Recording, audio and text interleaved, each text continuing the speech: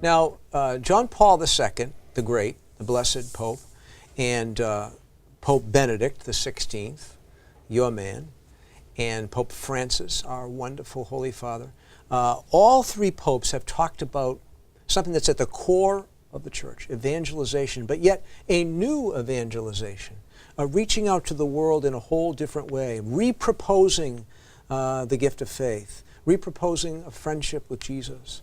And can fasting help with our goal of a new evangelization? When we look at the new evangelization, one thing that's really important about it is to understand that Mary is the Queen. Oh, yeah. When you look at the bishops that just gathered in 2012 and they had 58 points of a new evangelization, that was point 58.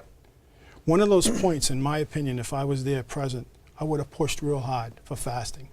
Because fasting then can bring us closer to God. We all know that. And we know even in Pope Francis's new exhortation that he identified consumerism as being one of the biggest problems in the world today. So if that's the case, we need to look at fasting a lot more serious. And I think that that's how we can really solve all the problems in the world today.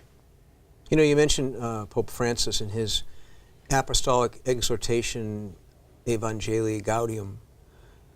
He talks about the scandal of consumerism and the scandal of wastefulness and the fact that so many people go hungry, do not have enough or anything in some cases to eat, and yet others don't worry at all. There's so much in that point. One of the things is that the rest of the world would love to eat like America tries to fast. You know, we have so much waste. Even in my own industry, I see it all the time. Yeah.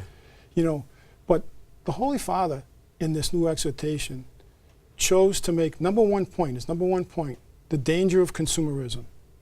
And when you look at the industry, from what I know of it, and you look at these food scientists that are, you know, the Lay's potato chips of the world, that you cannot eat one. Well, you can't, because there's more and more and more. And that's where our diseases are coming from. That's where our separation from God is coming from. So that's what fasting can help.